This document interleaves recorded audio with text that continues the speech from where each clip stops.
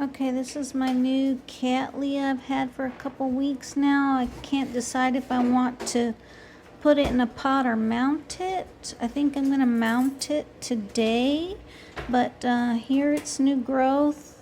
You can't really see, but there's a sheath inside there. So after I get this mounted, I will post more video.